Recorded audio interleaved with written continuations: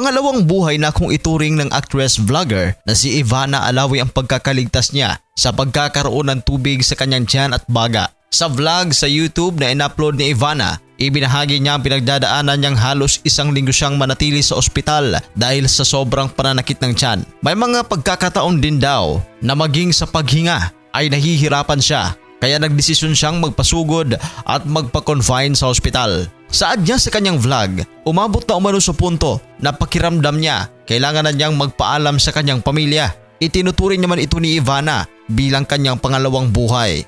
Si Ivana ay may problema din sa ovary na kung tatawagin ay Polycystic Ovary Syndrome o PCOS. Ang PCOS ay isang kondisyon kung saan ang mga ovaryo ng babae ay gumagawa ng labis na dami ng androgen, isang panlalaking hormone dahil sa imbalance ng pambabae at panlalaki na hormones.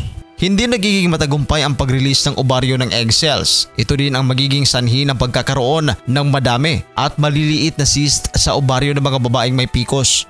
Yan ang kanyang iniindang sakit, ang pagkakaroon ng tubig sa kanyang tiyan at baga at sa kanyang ovary, ang PCOS. Ayon kay Ivana, nang makarating siya sa ospital ay agad siyang sumalang sa iba't ibang medical test hanggang sa madiskubre ng mga doktor ang matigas at malaki na niyang tiyan dahil punong-puno na ito ng fluid. Konting lakad lang ni Ivana para siyang himatayin at nanlalamig ang kanyang buong katawan at tumitirik raw ang kanyang mata. Kaya pagdating nila sa ospital, agad siyang inenjika ng painkillers. Dagdag pa niya na nagpanik na yung mga doktor dahil sobrang hina na ng pulso ni Ivana. Palagi siyang pinagsabihan na huwag pumikit. Habang tumatakbo raw ang oras at araw, ay mas lalong nagiging komplikado ang lagay at pakiramdam ni Ivana. Kaya nagdesisyon siyang ipatanggal na lang tuluyan ang tubig na nasa kanyang tiyan.